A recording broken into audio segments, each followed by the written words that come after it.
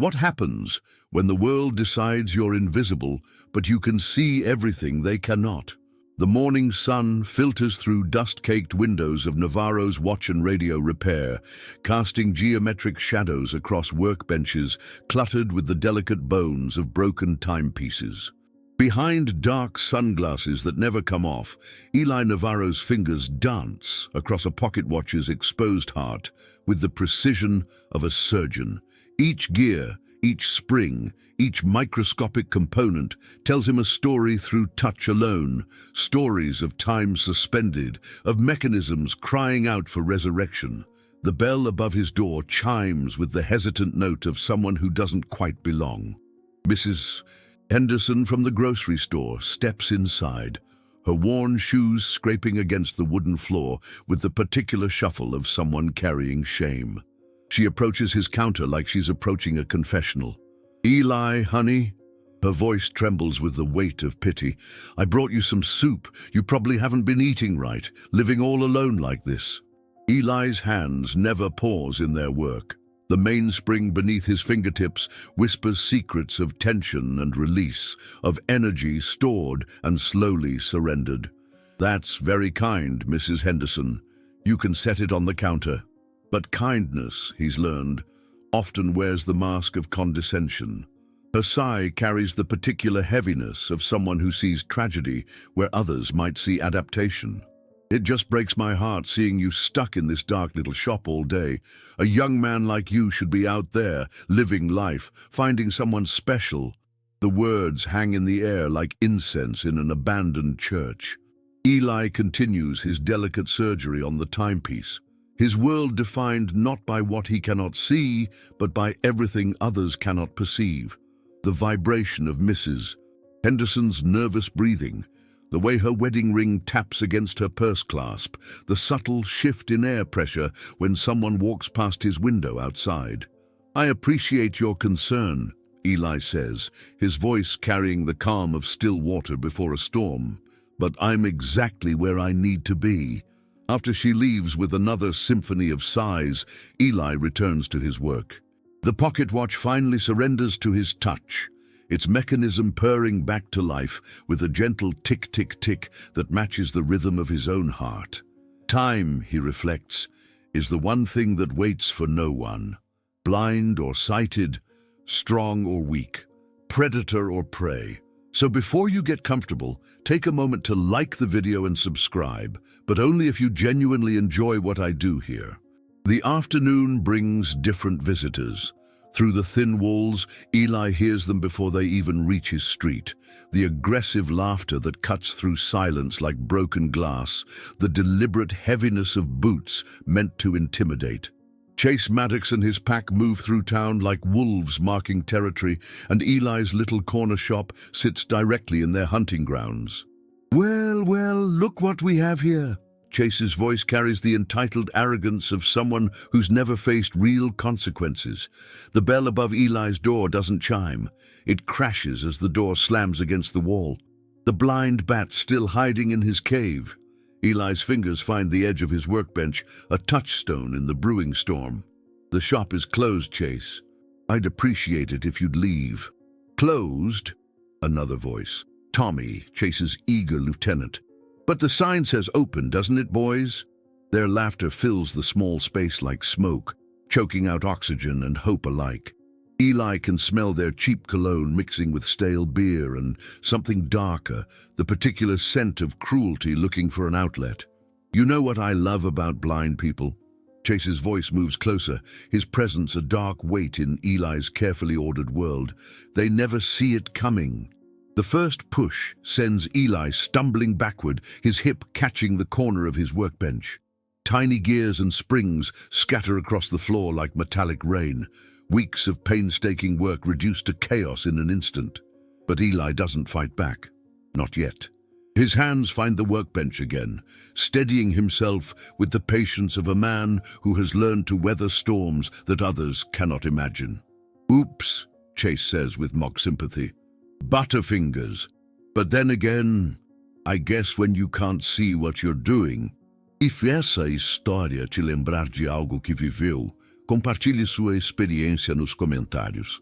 Ela pode tocar o coração de alguém hoje. The harassment continues for what feels like hours, but lasts only minutes. They knock over his radio display, scatter his carefully organized tools, and mock his measured responses to their escalating aggression. Through it all, Eli remains still as granite, absorbing their cruelty like a stone absorbs rain, seemingly unchanged, but something deep within slowly shifting. When they finally leave, their laughter echoing down the empty street like the call of carrion birds, Eli kneels among the ruins of his afternoon's work. His fingers find each scattered piece, cataloguing the damage with the methodical precision of someone who has learned that patience is the strongest form of resistance. But as he works to restore order to his small world, something else stirs in the darkness behind his sunglasses.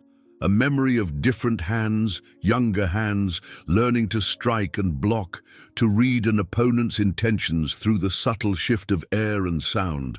A memory of a different Eli, one who knew how to be more than just the town's object of pity. The pocket watch on his workbench continues its gentle ticking, marking time that moves inexorably toward a reckoning none of them can see coming. Agora, respire fundo. E prepare-se para uma jornada que pode mudar sua forma de ver o mundo. Outside his window, the sun begins its descent toward the horizon, and somewhere in the gathering shadows, patience begins its slow transformation into something far more dangerous. The Bullies have made their first move in a game whose rules they don't understand, against an opponent they've gravely underestimated. But what they don't know is that every act of cruelty is being catalogued, every moment of humiliation stored away like energy in a coiled spring, building pressure toward an inevitable release that will shake this sleepy town to its very foundations. The town square becomes a theater of cruelty, where dignity dies slowly, one laugh at a time. 3 days pass before Chase decides that private humiliation isn't enough. Public spectacle, he reasons, is where real power lives, where the weak are reminded of their place and the strong prove their dominance before an audience. The weekly farmers market provides the perfect stage for his next performance. Eli moves through the square with the careful navigation of someone who has mapped every cobblestone, every vendor's stall, every potential obstacle through years of patient exploration. His white cane taps a gentle rhythm against the worn stones, a Morse code of independence that most people respect, but respect is a luxury Chase has never learned to value. Hey everyone! Chase's voice cuts through the morning bustle like a blade through silk. Look who decided to crawl out of his hole. The conversations around the vegetable stands begin to falter. Mrs. Garcia pauses mid-sentence while weighing tomatoes. Old Pete stops whittling to look up from his wooden bench. Even the children playing near the fountain grow quiet, sensing the shift in atmosphere like animals before a storm. Eli continues forward, his destination clear. Miller's newsstand, where he buys his weekly paper to feel the texture of current events beneath his fingertips. But Chase steps into his path with the deliberate positioning of a predator, cutting off escape routes. I said, "Look who's here!" Chase raises his voice, ensuring every ear in the square catches his words. Our local celebrity, the amazing blind man who thinks he can just walk around like he belongs with normal people. The cane meets Chase's boot. Eli stops, his knuckles whitening around the handle. Through the leather of his shoes, he can feel the vibrations of people turning, watching, waiting to see how this public execution will unfold. Excuse me, Eli says quietly, his voice carrying the controlled calm of someone speaking through clenched teeth. I'd like to pass. Oh, you'd like to pass? Chase laughs, and the sound multiplies as his friends join in from various points around the square. Well, there's a toll for using our sidewalks. Isn't that right, boys? Tommy emerges from behind the flower vendor's stall, blocking Eli's retreat. Jake materializes near the fountain, cutting off another escape route. They've choreographed this ambush with the precision of wolves surrounding wounded prey. What kind of toll? Someone in the gathering crowd calls out. Mrs. Patterson, the librarian, her voice tight with discomfort, but not quite brave enough to intervene. Chase grins with the satisfaction of a performer who has found his rhythm. "Oh, nothing too complicated. Our blind friend here just needs to show us how good he is at Marco Polo. You know that game, right, Eli? The one where you stumble around trying to find people?" The first shove is gentle, almost playful, just enough to make Eli stumble sideways into Mrs. Henderson's fruit display. Apples cascade to the ground with soft thuds, and Eli's careful composure cracks just slightly as he bends to help gather them. "Oops! Strike one!" Chase announces like a carnival barker. "But don't worry, folks. Blind people are used to making messes." "That's enough, Chase." The voice belongs to Sheriff Morrison, but it carries the weary tone of someone going through motions rather than conviction. Morrison has known Chase since he was in diapers, has watched Mayor Maddox clean up his son's messes for years, and knows exactly how much authority he really has when it comes to the mayor's golden boy. "Oh, come on, Sheriff." Chase spreads his arms innocently. "We're just having a little fun. No harm, no foul, right? Tell him, Eli. Tell everyone how we're just playing around." The crowd waits. Eli straightens slowly, an apple still clutched in his left hand. In this moment, he faces a choice that every victim knows intimately. Dignify the cruelty with resistance and risk escalation, or swallow the poison and hope it doesn't kill something essential inside. "It's fine," Eli says, each word dropping like stones into still water. "No harm done." But Chase isn't finished with his performance. The crowd's attention is a drug, and he needs a bigger dose. "See? The blind guy gets it. He knows his place." Chase moves closer, his voice dropping to a stage whisper that carries perfectly across the square. "But you know what I'm curious about? How do you tell if your money's real, Eli? I mean, anyone could just hand you Monopoly money and you'd never know the difference." He pulls out his wallet with theatrical flourish, extracting a $20 bill. "Here, let me test this theory. This is a $100 bill, Eli. Premium currency. I'll trade it for that old pocket watch you're always carrying around."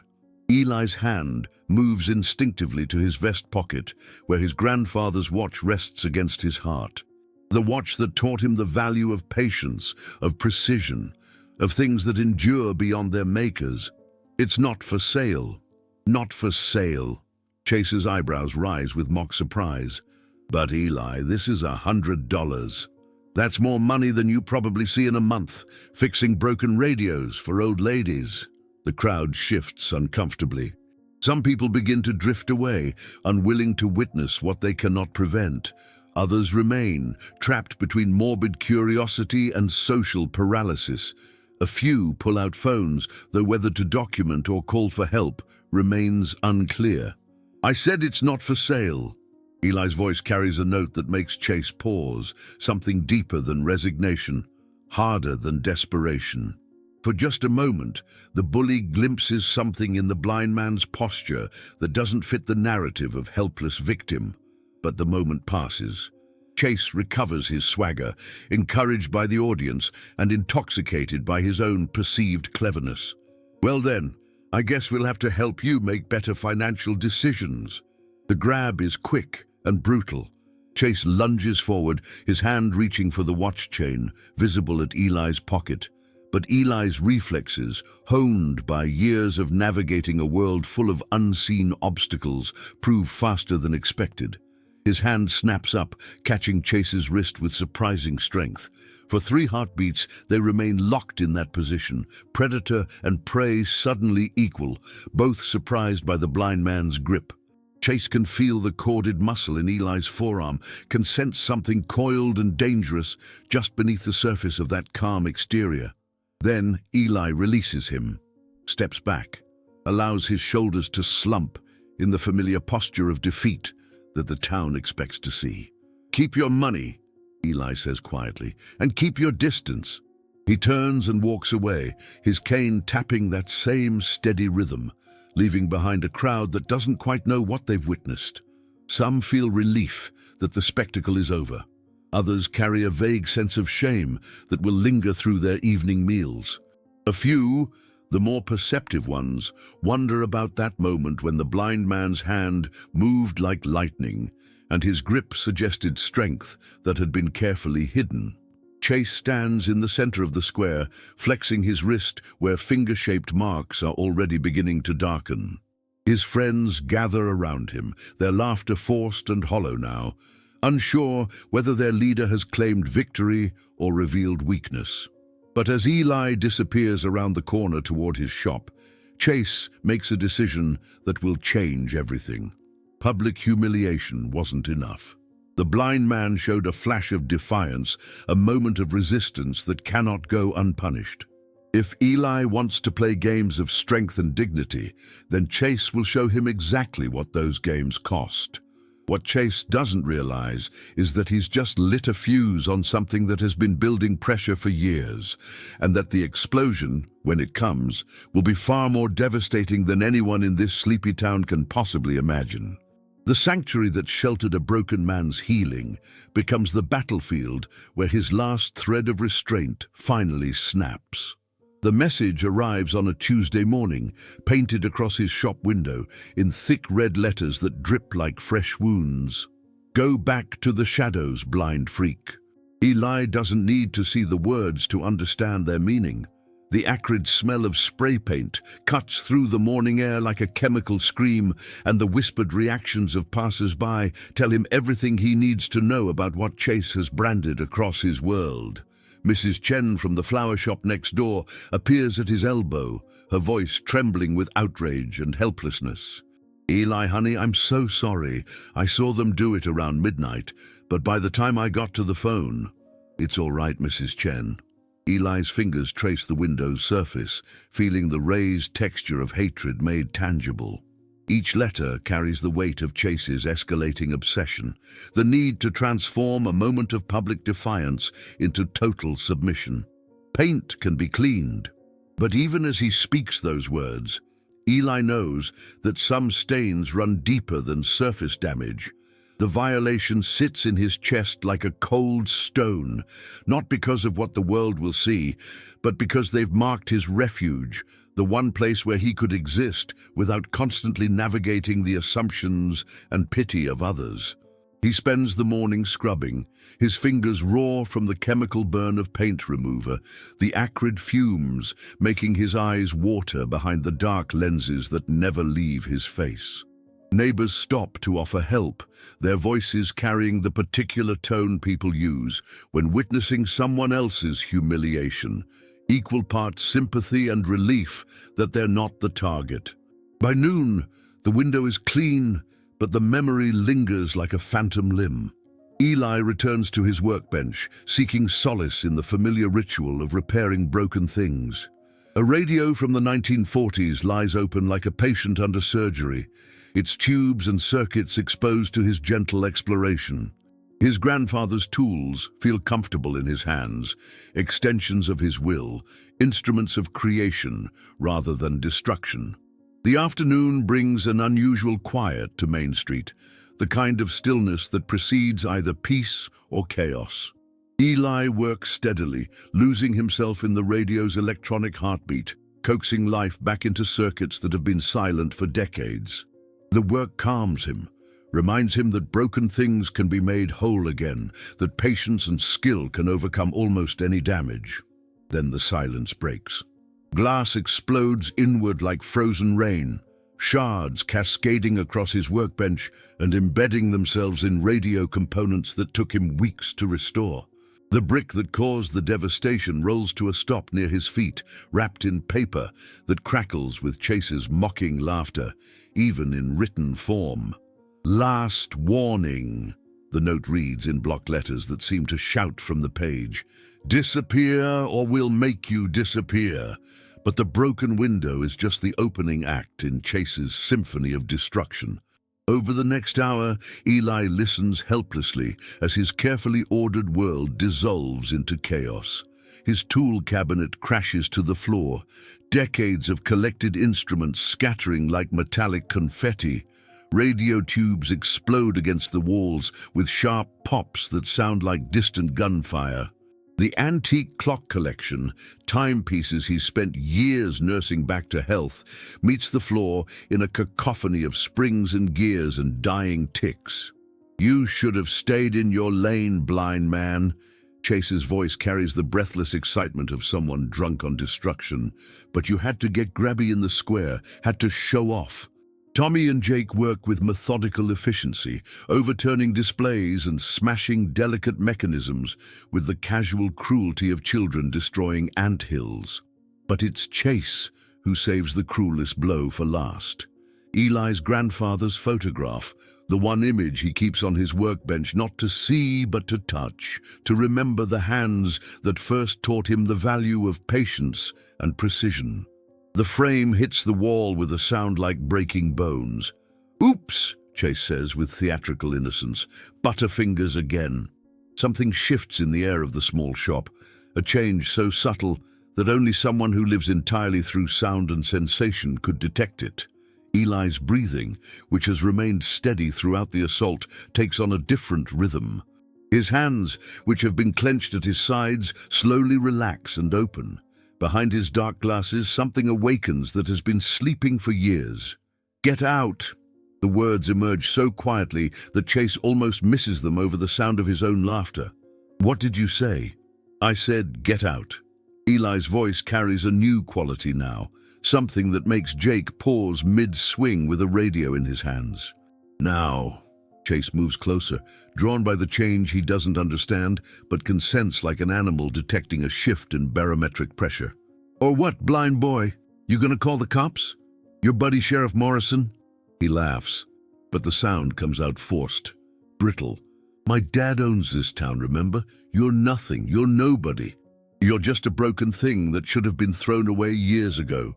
The insults wash over Eli like water over stone, but beneath the surface, tectonic plates are shifting. His grandfather's training echoes in his muscle memory.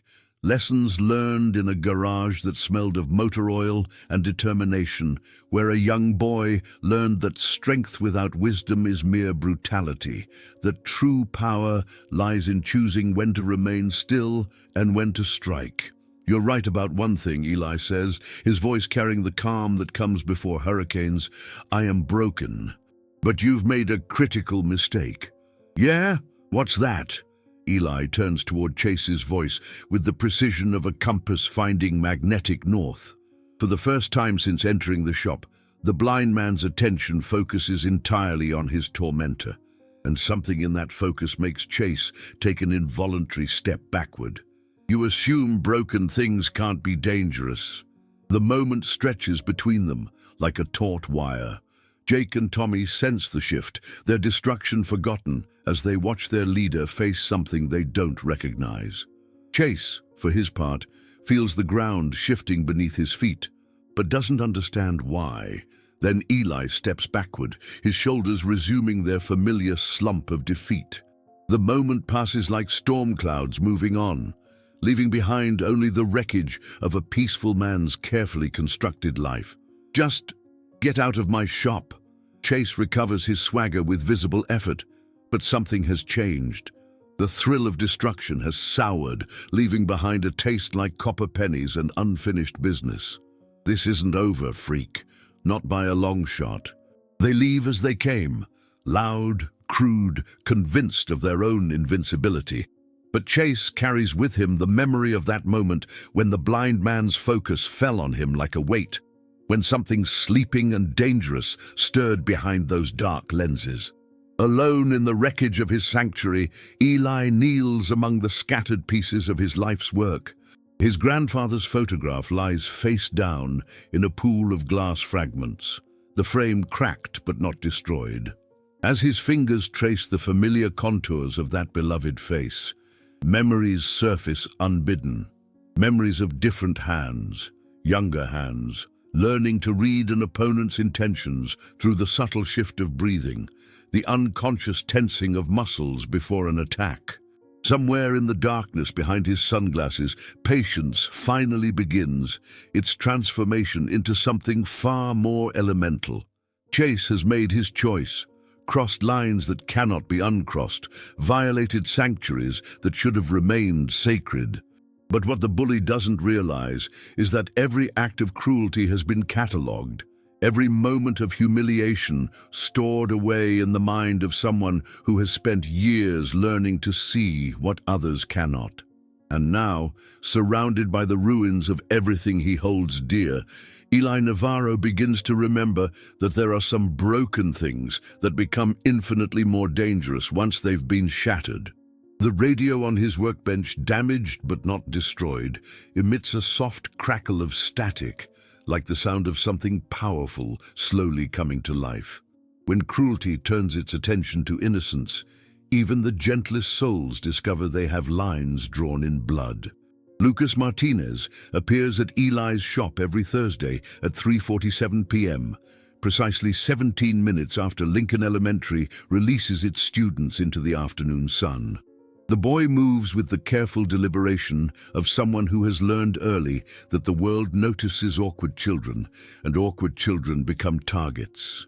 His thick glasses reflect the light like twin shields, and his backpack, stuffed with books he reads during lunch to avoid the playground politics that mystify him, weighs down his narrow shoulders like armor that's too heavy to bear. Eli has never spoken to Lucas directly, but their relationship exists in the quiet spaces between words. The boy stops outside the shop window every Thursday, ostensibly examining the display of restored radios, but actually seeking something he cannot name. A moment of connection with someone who understands what it means to navigate a world that sees difference as weakness. Today, Lucas lingers longer than usual, his breath fogging the newly cleaned glass as he peers inside at the chaos Chase left behind. Eli, working methodically to restore order to his violated sanctuary, senses the boy's presence like a change in atmospheric pressure. "It's safe to come in," Eli calls softly, not looking up from the radio components he's sorting with infinite patience. The door's unlocked. Lucas enters with the cautious steps of someone entering a cathedral, his eyes wide behind thick lenses as he surveys the damage. Broken glass crunches beneath his sneakers, and he winces at each sound, understanding instinctively that he's witnessing the aftermath of something terrible. "Mr. Navarro?" The boy's voice carries the particular cadence of someone who spends more time reading than speaking. "Are you okay?" The question hangs in the air between them, like a bridge neither has crossed before. Eli's hands pause in their work, recognizing something in the boy's tone that transcends mere politeness, genuine concern from someone who knows what it means to be on the receiving end of cruelty. "I'm managing, Lucas." Eli turns toward the boy's voice, and Lucas feels a strange comfort in being truly seen by someone who cannot see. "What about you? How was school today?" It's such a simple question, the kind adults ask children without expecting honest answers. But Lucas, starved for authentic connection, finds himself speaking truths he's never voiced before. "Jeremy Patterson called me Four Eyes again during math class, and Chase's little brother, Danny, he knocked my lunch off the table, said it was an accident, but..." The boy's voice trails off, but Eli doesn't need him to finish. The geography of childhood cruelty is mapped in universal coordinates. The same tactics, the same casual destruction passed down from older bullies to younger ones like a virus of the heart. "Did you tell anyone?" Eli asks, though he already knows the answer. "Who would believe me? Danny's dad is the mayor. My dad says I need to toughen up, that this is just part of growing up." Lucas's voice cracks with the weight of carrying adult dismissal alongside childhood pain. He says, "If I'd just try harder to fit in, maybe they'd leave me alone." Eli's jaw tightens almost imperceptibly. He recognizes the cruel logic that blames victims for their persecution, that suggests suffering can be avoided through the simple application of conformity. It's the same logic that tells blind men to stay in the shadows, to accept crumbs of pity rather than demand dignity. "Your father is wrong," Eli says with quiet certainty. "Fitting in isn't your job, Lucas. Being yourself is." The boy approaches Eli's workbench with newfound boldness, drawn by words he's never heard from an adult before. His eyes fall on the damaged photograph of Eli's grandfather, the cracked frame held together with careful strips of tape. "Was this your family?" Lucas asks, his finger hovering respectfully over the glass. "My grandfather. He taught me everything I know about fixing broken things."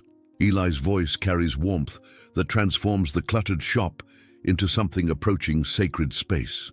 He used to say that the most beautiful repairs are the ones that make something stronger than it was before it broke. Lucas absorbs this wisdom with the intensity of someone discovering fire. In his young life, broken things get thrown away, damaged people get written off, and weakness invites only more weakness. But here is a man who speaks of brokenness as if it might contain the seeds of strength. Their conversation is interrupted by the harsh sound of the shop door slamming open. Chase Maddox strides in with the casual arrogance of someone who believes the world exists for his entertainment, his eyes scanning the partially restored shop with obvious disappointment. "Well, well," Chase drawls, his voice carrying the lazy menace of a cat playing with wounded prey. "Looks like someone's been busy cleaning up, but you missed a spot." He's not alone this time. Danny Maddox, Chase's 12-year-old brother, follows in his wake like a smaller, hungrier version of the same predator. Behind thick glasses, Lucas's eyes widen with the recognition of his own personal tormentor. "Hey there, Four Eyes," Danny says with practiced cruelty. "Figured you'd be here with the other freaks." Lucas freezes, caught between his instinct to flee and his desire to protect the first adult who has ever treated him with genuine respect. Eli senses the boy's paralysis, recognizes the particular quality of fear that comes from feeling trapped between bad choices. "Lucas," Eli says calmly, "well, why don't you head home? Your mother will be wondering where you are." But Chase has caught the scent of something more interesting than simple destruction. His eyes move between the frightened boy and the protective blind man, calculating the angles of maximum damage. "Oh, this is perfect," Chase breathes with the satisfaction of someone who has just discovered a new toy. The blind freak has found himself a little protege. "Tell me, Lucas, has Mr. Navarro been teaching you how to hide from the real world? How to be a professional victim? Leave him alone." Eli's voice carries a note that makes both Maddox brothers pause. "Your issue is with me." "My issue?" Chase laughs, but the sound lacks his usual confidence. Something in the blind man's posture has shifted, a subtle change that speaks of coiled energy and carefully controlled violence. "I don't have issues, freak. I solve problems, and you're becoming a very big problem." He turns his attention back to Lucas, sensing weakness and opportunity in equal measure. "You know what your problem is, Four Eyes. You think you can hide behind broken-down losers, and somehow that makes you special.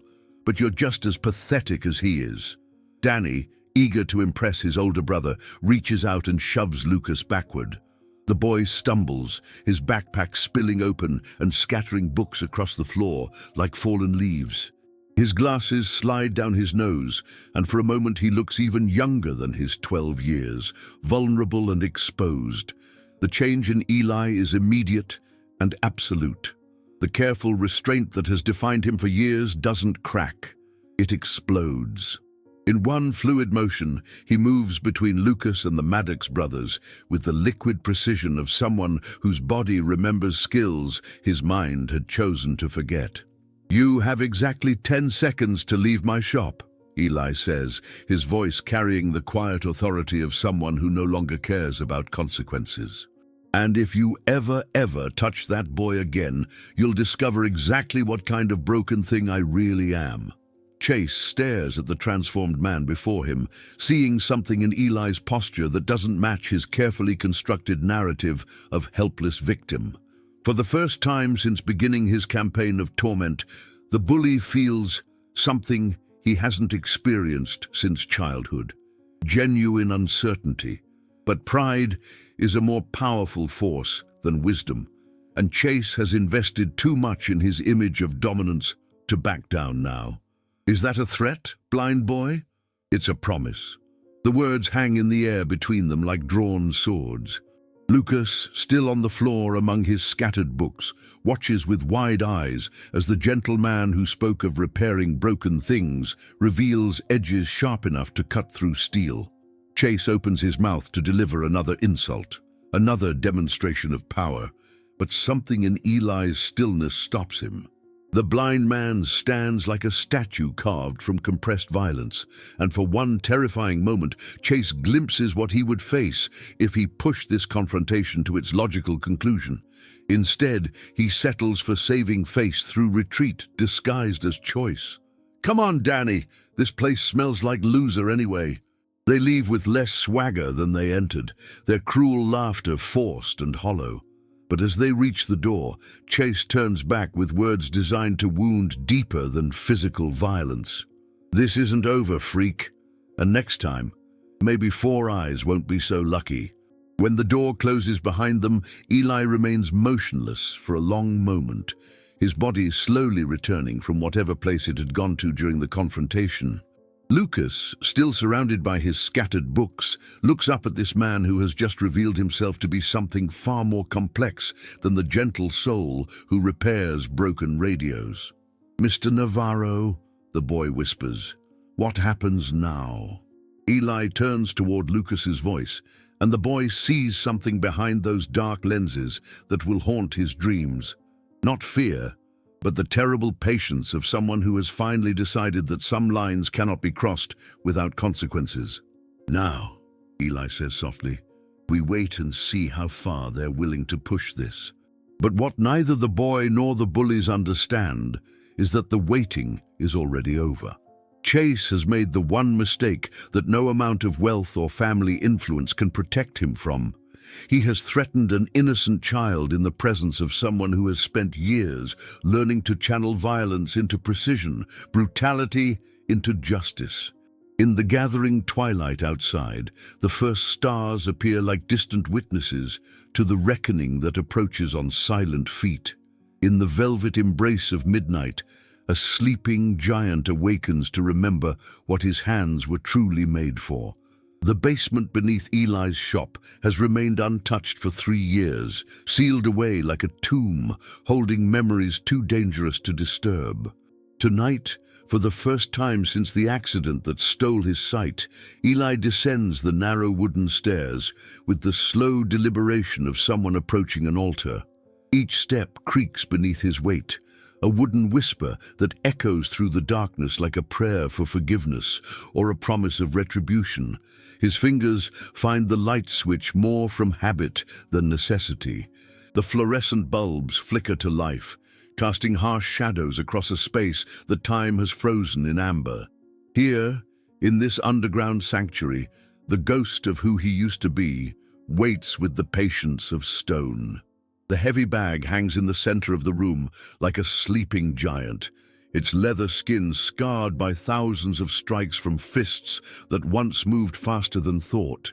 Eli approaches it with the reverence of a pilgrim visiting a shrine, his hands finding the familiar texture of worn leather that once knew his knuckles like an old lover knows a whispered secret. To his left, the makiwara board stands sentinel against the wall, a traditional striking post wrapped in rope and leather, designed to condition bones and build the kind of power that can shatter more than just wood. His grandfather had built it by hand, each wrap of rope a lesson in patience, each strike against its surface a meditation on controlled violence. The mirrors that line the walls reflect nothing now to Eli's sightless eyes. But they remember. They remember a younger man whose hands moved like liquid lightning, whose feet danced across the floor with the grace of someone who had found harmony between body and spirit. They remember sweat and determination, the sweet exhaustion that comes from pushing human limits until they bend and finally break. Eli strips off his shirt with methodical precision, revealing a torso that still carries the subtle geography of muscle memory. Shoulders broader than his careful posture suggests, arms that speak of power deliberately hidden beneath the mask of harmless vulnerability. Scars map his skin like constellations, each one a story of lessons learned through pain, wisdom earned through blood. His hands find the tape, white cotton strips that transform human fists into instruments of calculated destruction. The ritual of wrapping is meditation and preparation in equal measure, each loop of fabric a promise to himself and a warning to those who have mistaken kindness for weakness. The first strike against the heavy bag echoes through the basement like thunder in a cathedral. Leather meets bone, with the sound of worlds colliding, and suddenly Eli is no longer the quiet shopkeeper who accepts cruelty with patient resignation. He is what he was before tragedy stole his sight, a weapon disguised as a man, a storm contained within human skin. His body remembers what his mind had tried to forget. Combinations flow from his fists like poetry written in violence. Jab, cross, hook, uppercut, each strike building on the last in sequences that once made him a legend in underground circuits where money mattered less than respect and reputation was earned one broken opponent at a time. The Makiwara board receives his attention next, its rope-wrapped surface accepting the steady percussion of strikes that condition bone into something harder than calcium, harder than doubt. Eli's knuckles find their rhythm against the familiar resistance, each impact sending shockwaves up his arms that awaken nerve pathways that have slept for years. But this is more than physical training. It's an exorcism of the man he chose to become after darkness claimed his world. For 3 years, he has lived as half of himself, suppressing the part that knew how to fight back, how to make bullies pay for their cruelty in the universal currency of consequences. Tonight, in the honest darkness of this basement sanctuary, both halves of his nature finally merge. The sound of his breathing changes, taking on the controlled rhythm of someone who has learned to use oxygen as fuel for destruction. His movements become more fluid, more precise, each technique polished by muscle memory that transcends sight. In the underground fighting world he once inhabited, they called him the Shadow, not just because he fought after dark, but because he moved like darkness itself, formless, inevitable, impossible to escape. A photograph sits on the workbench in the corner, yellowed with age, but preserved with the care of someone who treasures the past. It shows a younger Eli standing next to his grandfather, both wearing the traditional white uniforms of serious martial artists. The old man's hand rests on his grandson's shoulder with the pride of someone who has passed on more than just technique, who has transferred the responsibility of knowing when mercy becomes complicity, when patience becomes cowardice. Strength without wisdom is brutality. His grandfather's voice echoes across the years, as clear as if the old man were standing beside him now. But wisdom without strength is just philosophy. A man must know both when to fight and how to win. Eli's fists find the heavy bag again, this time with combinations that tell stories. The 7-strike sequence that ended Tommy the Tank, Rodriguez's winning streak, the uppercut that lifted Bobby Chen clean off his feet and into unconsciousness, the body shot that folded Marcus Webb like a broken accordion. Each technique carries the weight of history, the memory of nights when violence was art and survival was victory. The basement fills with the rhythmic thunder of controlled aggression, the sweet symphony of someone remembering their true nature. Sweat beads on Eli's skin like holy water, and his breathing takes on the steady cadence of someone who has found their center in the eye of their own personal hurricane. But this isn't just about remembering, it's about adapting. Fighting without sight requires different skills, heightened senses, the ability to read an opponent's intentions through sound and sensation rather than visual cues. Eli closes his eyes behind his dark glasses, redundant as the gesture might be, and lets his other senses take control. He hears the bag's leather creak microseconds before his fist makes contact, feels the subtle shift in air pressure that precedes each strike.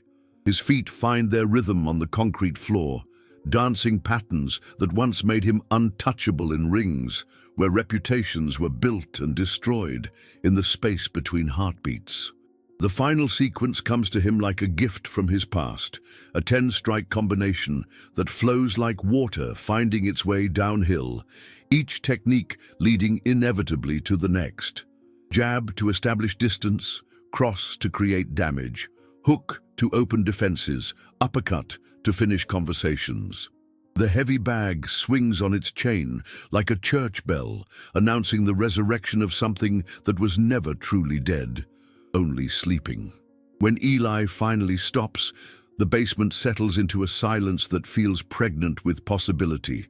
His chest rises and falls with the controlled breathing of someone who has just reawakened parts of himself that polite society prefers to pretend don't exist.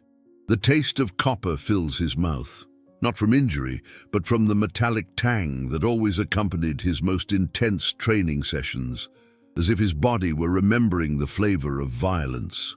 He unwraps his hands with the same methodical precision he used to tape them, each loop of cotton falling away like shed skin. The ritual complete, he stands before the heavy bag one final time, his palm resting flat against its scarred surface. "I'm sorry," he whispers to the darkness. Though whether he's apologizing to his grandfather for abandoning the path, to himself for 3 years of suppressed truth, or to Chase for what's about to unfold, remains unclear. Tomorrow, the quiet shopkeeper will return to his world of broken radios and patient repair. But tonight has changed everything. The sleeping giant has awakened, the shadow has remembered how to dance, and somewhere in the darkness above, bullies sleep peacefully in beds they don't realize they've made for themselves. The basement light clicks off, returning the underground sanctuary to darkness. But in that darkness, something new has been born. Not the blind victim who accepts cruelty with resigned dignity, but the guardian who understands that some innocence can only be protected through the careful application of controlled violence. As Eli climbs the stairs back to his shop, his movements carry a different quality, the fluid grace of someone who has remembered that broken things don't always stay broken, that patience is just another word for choosing your moment, and that sometimes the gentlest souls make the most dangerous enemies. The night air tastes different now, charged with possibility and pregnant with promises that will soon be kept in ways Chase Maddox could never imagine. In the cathedral of rust and shadow where trains once carried dreams, legends are forged in the crucible of reckoning. The message arrives at 11:47 p.m., carved into Eli's shop door, with the kind of crude precision that speaks of drunk courage and borrowed confidence. "Train yard, midnight, bring your cane, freak." The words bite deep into the wood like acid into skin, each letter a promise of violence, wrapped in the arrogance of those who have never met their match. Chase has chosen his battleground with the strategic thinking of someone who watches too many movies and understands too little about real violence. The abandoned train yard on the outskirts of town, a graveyard of rust and broken dreams, where freight cars sit like sleeping giants and weeds grow through cracked concrete like nature's attempt to heal industrial wounds. What Chase doesn't understand is that darkness is not Eli's enemy. It's his oldest ally, his most faithful companion. In a world without light, he has learned to navigate by sound and sensation, to read the geography of violence through vibration and instinct. The train yard's maze of shadows and obstacles might confuse sighted fighters, but for Eli, it's simply another room in the house of his heightened awareness. He arrives 10 minutes early, moving through the industrial wasteland with the silent precision of smoke given human form. His cane taps against rusted rails and broken concrete, mapping the terrain with mechanical precision, while his other senses paint a three-dimensional picture of the battlefield ahead. The air tastes of metal oxide and old coal dust, carries the particular silence that comes from places where machines once roared but now sleep. Brake cars form corridors and dead ends, their bulk creating acoustical shadows where sound bounces in predictable patterns. To Chase and his crew, this is intimidating terrain. To Eli, it's home field advantage disguised as disability. Chase arrives with theatrical punctuality, his footsteps announcing his presence long before his voice cuts through the midnight air. He's not alone. Tommy and Jake flank him like faithful hounds, their nervous energy betraying the artificial courage that comes from numbers and assumptions about their opponent's helplessness. Well, well, Chase's voice echoes off the metal walls of freight cars, multiplying his words into a chorus of arrogance. The blind bat actually showed up. I have to admit I'm impressed. Takes real guts to walk into your own beating. Eli stands motionless in the center of a rough circle formed by 3 rusted train cars, his dark glasses reflecting moonlight like obsidian mirrors. His cane rests lightly in his left hand, its tip touching the gravel with the gentleness of someone testing water temperature. But those who know how to read the language of violence would notice other details. The way his weight distributes evenly across both feet, the subtle looseness in his shoulders that speaks of coiled energy, the angle of his head that suggests ears attuned to the slightest sound. You wanted to talk, Eli says, his voice carrying across the space between them with the calm of still water before a storm. So, talk. Chase circles his prey with the lazy confidence of a predator who believes the outcome is predetermined. His boots crunch against gravel and broken glass, each step a percussion note in the symphony of approaching violence. Oh, we're way past talking, freak. See, you crossed a line when you threatened me in your little shop. Made me look weak in front of my crew. Tommy and Jake spread out, forming a triangle with Chase at its apex, cutting off potential escape routes with the practiced efficiency of wolves surrounding wounded deer. They've done this dance before, cornered victims in isolated places where screams echo off empty walls and witnesses are just shadows and rust. Can't have that, Chase continues, his voice taking on the breathless quality of someone intoxicated by their own power. Can't have the town thinking that Chase Maddox can be punked by some broken-down blind loser. Bad for the reputation, you understand? Eli's head turns slightly, tracking the sound of footsteps as his opponents position themselves. His breathing remains steady, controlled, each inhalation and exhalation measured with the precision of someone who has learned to use oxygen as fuel for destruction. Behind his dark lenses, something ancient and patient stirs to life. Here's how this is going to work, Chase announces with the authority of someone directing a play. You're going to get down on your knees, crawl around like the dog you are, and beg us to forgive you for stepping out of line. And if you do it real nice, real pathetic, maybe we won't hurt you too bad. The silence that follows carries weight, stretches between them like a wire under tension. Somewhere in the distance, a nightbird calls out, a lonesome sound that seems to mourn for what's about to unfold in this cathedral of rust and shadow. No, Eli says simply. Chase blinks, thrown off script by the quiet refusal. What did you say? I said no. Eli's voice carries new harmonics now, undertones that speak of choices made and consequences accepted. I'm done crawling for bullies. Done pretending that patience and kindness are the same thing. Done being your victim. The transformation begins so subtly that none of them notice at first. Eli's grip on his cane shifts almost imperceptibly, his stance widening by degrees, his head tilting to catch acoustic details, invisible to those who see with eyes alone. The careful mask of helplessness falls away like shed clothing, revealing something underneath that makes the very air seem to thicken with anticipation. You don't get to say no! Chase's voice cracks with frustration and rising anger. You're nothing! You're a broken-down freak who fixes radios for old ladies. You don't get to... His rant dies in his throat as Eli removes his sunglasses with deliberate slowness, folding them carefully and slipping them into his shirt pocket.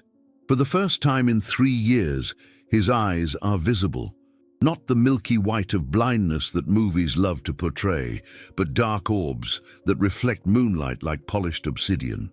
They see nothing and everything, empty of sight, but full of something far more dangerous. My name, Eli says with quiet precision, is Eli Navarro. 3 years ago, They called me the Shadow, and tonight you're going to learn why. Chase opens his mouth to deliver another insult, another demonstration of dominance, but Tommy's sharp intake of breath stops him cold. The name has meaning in certain circles, carries weight in underground venues where reputations are built with blood and legends are forged in the crucible of controlled violence. "Holy shit," Tommy whispers, his voice barely audible over the night wind whistling through rusted metal. "The Shadow? I thought he was dead." "Not dead," Eli corrects with the gentleness of someone explaining simple mathematics to a child. "Just sleeping, but you've made enough noise to wake him up." The cane drops from his hand, clattering against gravel with a sound like dice being cast. When Eli straightens to his full height, they see him clearly for the first time. Not the shuffling victim they've tormented for months, but something carved from controlled violence and patient rage. His shoulders roll back, revealing the hidden breadth of a fighter's frame. His hands hang loose at his sides, but there's nothing relaxed about the way his fingers move. Subtle adjustments that speak of muscle memory awakening after long sleep. Chase recovers his swagger with visible effort, but his voice carries new uncertainty. "I don't care what you used to be, freak. There's 3 of us and 1 of you, and you can't even see us coming."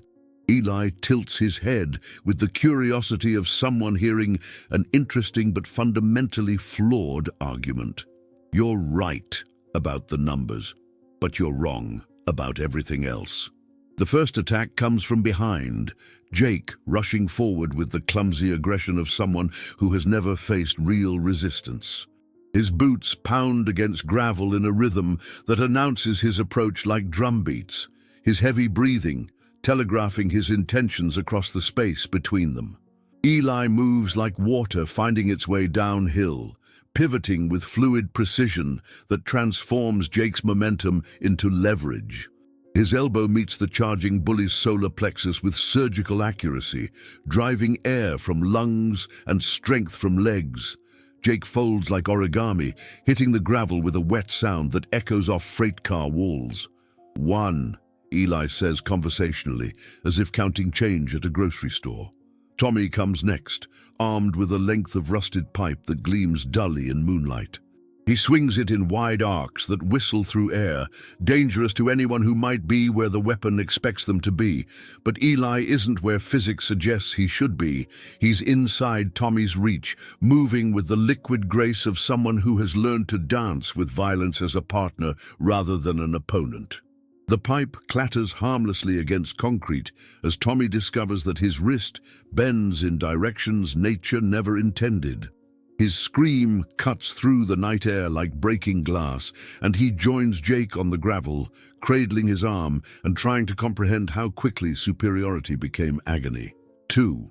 Chase backs against a freight car, his eyes wide with the dawning realization that he has awakened something far more dangerous than he ever imagined. The blind shopkeeper has transformed into something from his worst nightmares, a shadow given substance, moving with predatory grace through darkness that offers no concealment from senses that transcend sight. "This isn't possible," Chase whispers, his voice cracking like thin ice under pressure. "You're blind. You're just a broken-down loser. This can't be happening." Eli approaches with the unhurried pace of inevitability itself, his movements flowing like mercury through the industrial wasteland. Each step brings him closer to the bully, who has spent months making his life a series of small hells, and with each step, the space between justice and revenge grows narrower. "You want to know what's possible?" Eli asks, his voice carrying the quiet authority of someone who has stopped pretending to be less than he is. "You spent months teaching me that weakness invites cruelty, that victims exist for your entertainment.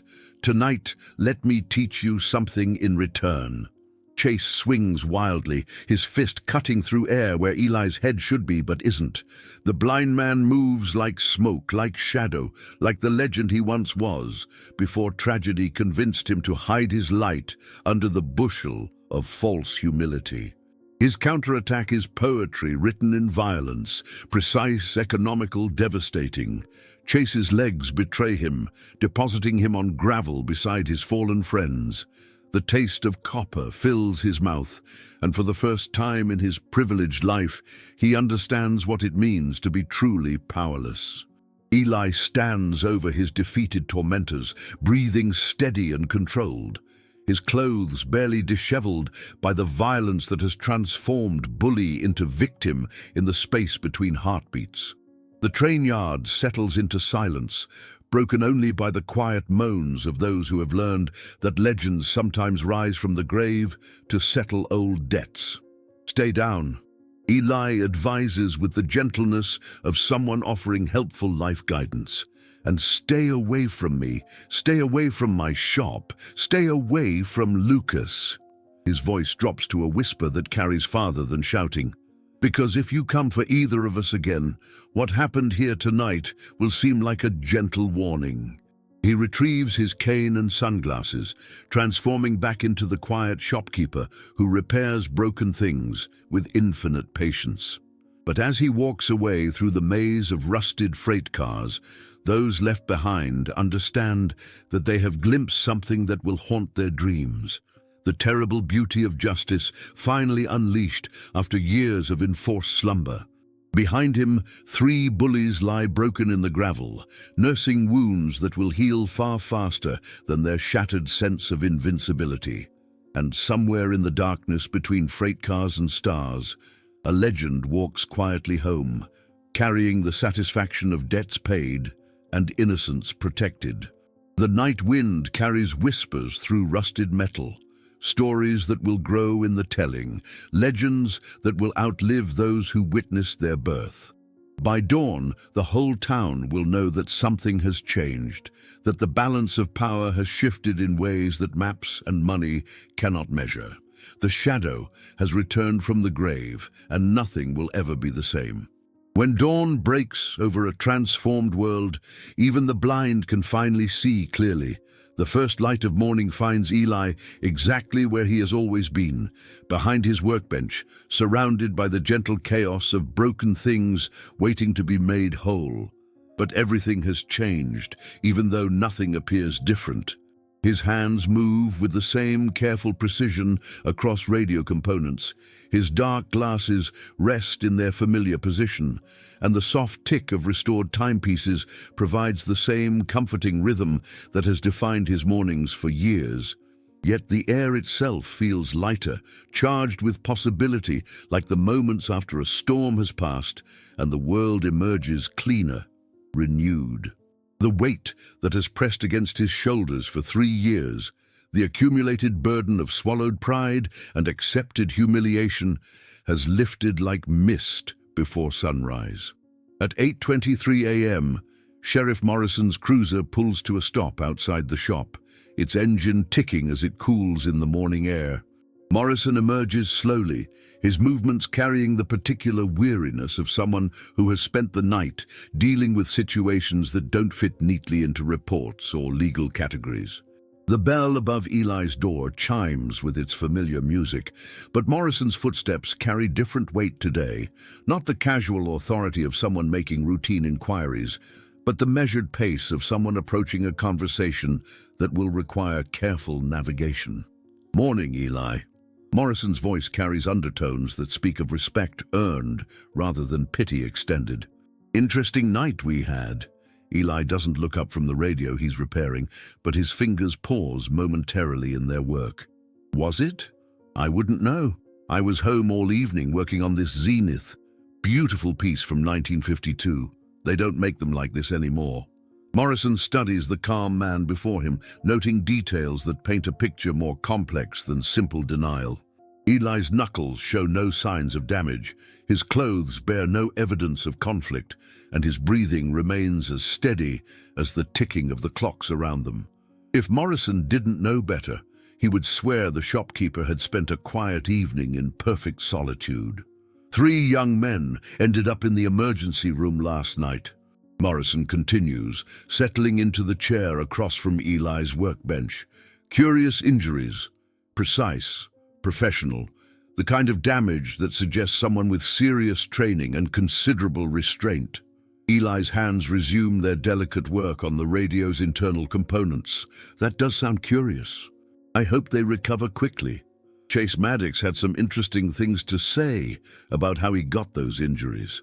Morrison's tone remains conversational, but his eyes never leave Eli's face. Of course, Chase says a lot of things. Most of them turn out to be creative interpretations of reality.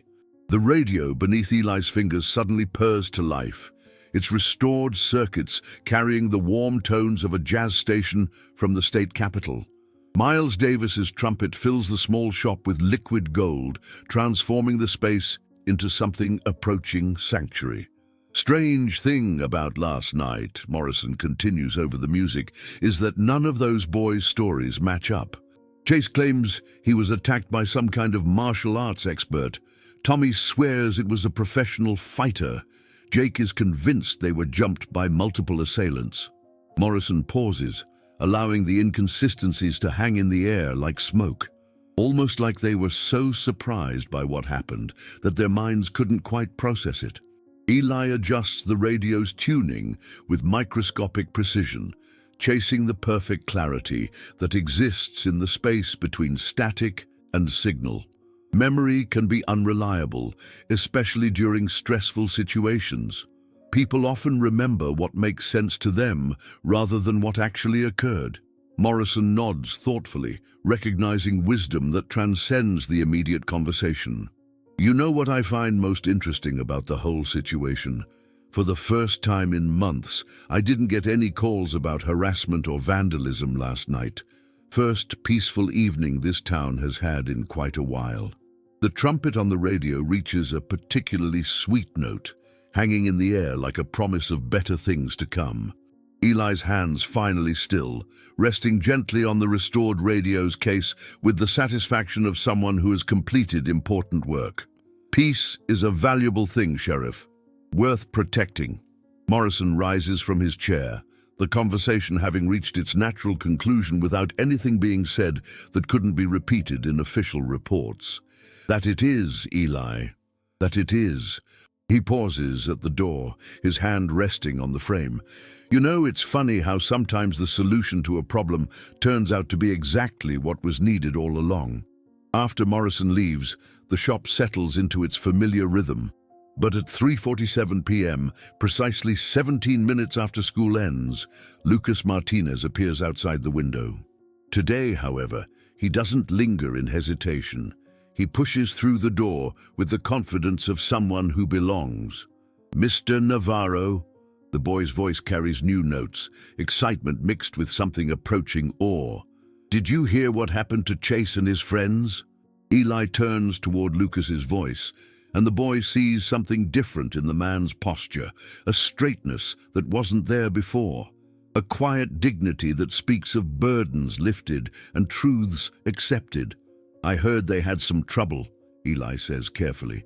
Are you all right? Nobody bothered you today? Lucas practically glows with the relief of someone who has been holding his breath for months and can finally exhale. Danny didn't even look at me. None of them did. It's like they forgot I existed. He moves closer to the workbench, his eyes bright with curiosity behind thick lenses. But that's not what's really amazing. What's amazing, Lucas? People are talking, really talking, about how maybe it's time things changed around here. Mrs. Henderson told my mom that she's tired of watching bullies run this town. Even some of the other kids at school are saying they're not going to put up with being pushed around anymore. Eli's hands find the radio he completed that morning, adjusting its position with the care of someone arranging flowers in a sacred space. Sometimes people just need to see that change is possible, that standing up for what's right doesn't have to mean standing alone. The afternoon brings other visitors. Mrs. Chen arrives with soup that she insists Eli must try, her eyes bright with the particular warmth reserved for heroes who disguise themselves as ordinary people. Tom Miller from the newsstand stops by with a radio that doesn't actually need repair, but stays for an hour, talking about everything except the elephant in the room. Even Mayor Maddox makes an appearance, arriving just before closing time with the measured pace of someone carrying uncomfortable weight. His usually immaculate appearance shows signs of strain, wrinkled shirt, loosened tie, the particular exhaustion that comes from watching carefully constructed worlds crumble. Eli, Maddox's voice carries none of its usual political polish. I wanted to speak with you about my son. Eli continues organizing his tools with methodical precision, each instrument finding its designated place in the order that defines his world. Is there something I can help you with, Mayor? Chase told me about your conversation last night. Maddox struggles with words that don't fit easily in his mouth. Apology, accountability, the admission that his golden child might be tarnished beyond political redemption. I want you to know that there will be consequences, real ones this time. The admission hangs between them like a bridge neither man expected to cross. For years, Maddox has used his position to shield his son from accountability, to transform consequences into inconveniences that money and influence could sweep away. But some storms are too powerful for political umbrellas. I appreciate that, Mayor. But the consequences aren't really yours to give. Maddox nods, understanding that some debts can only be paid by those who incurred them. Chase will be leaving for military school next month. Structure, discipline, a chance to learn that the world doesn't revolve around his convenience. He pauses, the words that follow clearly costing him. I should have done this years ago. Should have seen what he was becoming. We all make choices, Mayor. The important thing is what we do when we realize those choices were wrong. When Maddox leaves, the shop returns to its eternal rhythm of repair and restoration. But as the sun sets behind the buildings across Main Street, casting long shadows through Eli's windows, one final visitor arrives. Lucas pushes through the door with an armload of books and a smile that could power the town's streetlights. Mr. Navarro, I brought you something. He sets a wrapped package on the workbench with the ceremonial care of someone presenting a sacred offering. Inside, Eli's fingers discover a book, thick, substantial, its pages filled with the raised dots of Braille text. It's about martial arts philosophy, Lucas explains with the enthusiasm of someone sharing buried treasure. I found it at the library in the city. Mrs. Patterson helped me request it specially. His voice drops with the weight of secrets shared. I thought maybe you might like to read about balance and strength and when it's right to fight back. Eli's fingers trace the book's cover, feeling the careful arrangement of dots that will transform into wisdom beneath his touch. In this moment, surrounded by the evidence of his double life, the gentle shopkeeper who repairs broken things and the guardian who protects innocence, he understands that he no longer has to choose between them. Thank you, Lucas. This means more than you know. As evening settles over the town, Eli stands in his doorway watching a world that has transformed overnight. Children play in the square without fear, their laughter carrying notes of genuine joy rather than nervous bravado. Shopkeepers close their businesses with relaxed efficiency, no longer glancing over their shoulders for signs of approaching trouble. The radio in his shop plays softly, its restored voice carrying news of a world beyond this small town's borders, stories of conflict and resolution, of people finding courage in unexpected places, of ordinary heroes rising to meet extraordinary challenges. If essa história te tocou, compartilhe nos comentários o que mais mexeu com você. E envie esse vídeo a alguém que precisa ouvir isso hoje. Behind him, the shop settles into evening quiet, but it's no longer the silence of hiding. It's the peace that comes from balance restored, from debts paid, and justice served. Tomorrow will bring new challenges, broken things that need fixing, perhaps even new bullies who will need to learn the difference between strength and cruelty. But tonight, Eli Navarro, shopkeeper, guardian, legend, adjusts his grandfather's photograph on the workbench and smiles with the satisfaction of someone who has finally learned to be fully himself. The gentle man who repairs broken radios and the shadow who protects the innocent are no longer separate beings living in the same skin. They are one man, complete at last, standing guard over a world that has remembered the difference between justice and revenge, between power and strength, between being broken and being dangerous. In the distance, a train whistle echoes across the abandoned yard, where legends were reborn and bullies learned the price of cruelty.